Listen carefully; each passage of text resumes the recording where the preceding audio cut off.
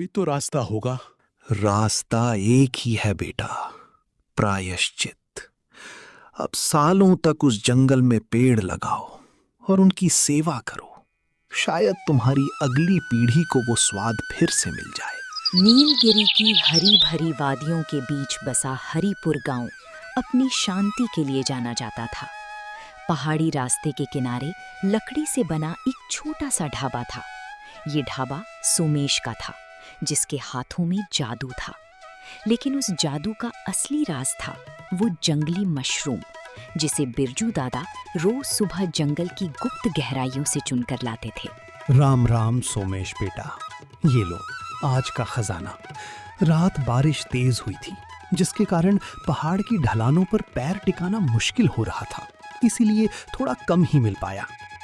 ये क्या है दादा? इनमें से आधे तो बहुत छोटे हैं। शहर वाली बस अभी रुकी है।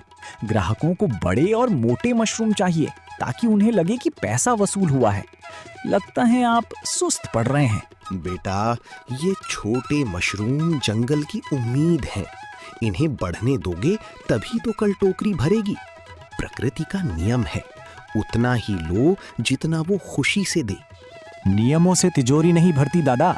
मुझे व्यापार करना है, कोई सत्संग नहीं। कल सूरज निकलने से पहले आना और टोकरी लबालब भरी होनी चाहिए। बेटा, अब पहाड़ियों पर चढ़ना मुश्किल होता है, पर मैं कोशिश करूंगा। जैसे जैसे पर्यटकों की भीड़ बढ़ी, सोमेश का व्यवहार बदलने लगा। उसने सूप में पानी की मिलावट बढ़ानी शुरू कर दी, लेकिन दाम 2 गुने कर दिए। आओ भाई आओ, सेहत और स्वाद का खजाना पहाड़ी सूप सिर्फ 150 रुपए की एक प्लेट। अरे भाई, कल तो तुमने 120 रुपए लिए थे, आज 150। साहब, चीज भी तो ताजा है। पीना है तो लीजिए, वरना चलते बनिए, पीछे लाइन बहुत लंबी है। शाम को घर लौटकर जब सोमेश ने नोटों की गड्डी अपनी पत्नी माया को दिखाई, तो दोनों की आंखों में चमक आ गई। आज तो आप बहुत खुश दिख रहे हैं। लगता है अच्छी कमाई हुई है। हाँ माया, आज तो 4000 रुपए हाथ आए। अगर वो बिरजू दादा और मशरूम लाता तो आज 10,000 कमा लेता। तो फिर इंतजार किस बात का? अब तो हमारे पास पैसे हैं। अब इस पुराने ढाबे को छोड़िए और पास वाली खाली दुकान में एक बड़ा होटल खोल लीजिए। सोमेश ने एक शानदार होटल तो खोल लिया, लेकिन उसकी पैसों की भूख और बढ़ गई। अब वो चाहता था कि उसे ढेर मशरूम मिले ताकि वो हजारों कमा सके। सुनो दादा, अब ये छोटी टोकरी से काम नहीं चलेगा। मुझे रोज 10 टोकरियां मशरूम चाहिए। बेटा, लालच मत करो। ये मशरूम कुदरत की देन है। अगर हम जबरदस्ती सब एक साथ तोड़ लेंगे तो इनकी जड़ें खत्म हो जाएंगी और ये फिर कभी नहीं उगेंगे। बस कीजिए दादा, अपनी ये पुरानी बातें अपने पास रखिए। अगर तुम नहीं ला सकते तो कल से मत आना, मैं खुद देख लूंगा।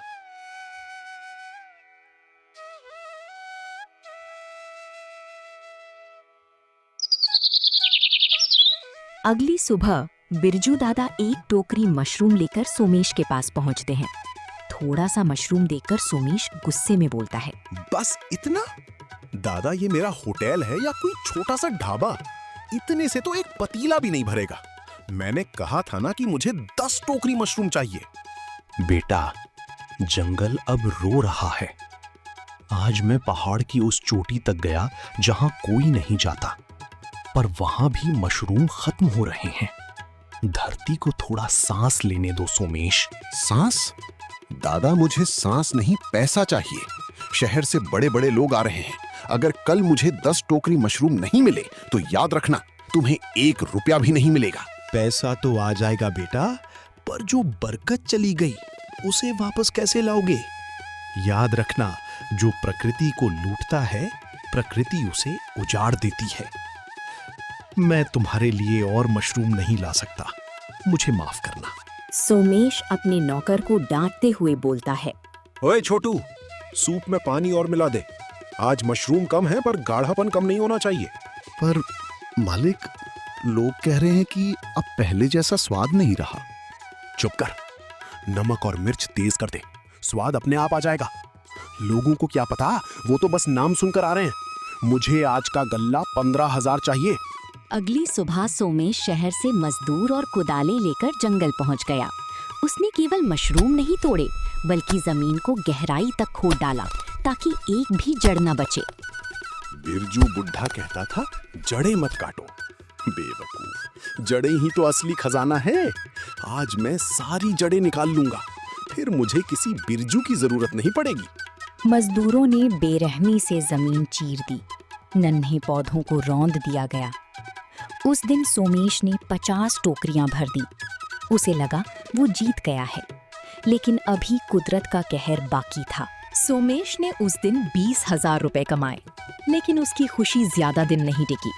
एक हफ्ते वो दोबारा जंगल गया तो वहां का मंजर देखकर उसके पैरों तले जमीन खिसक गई।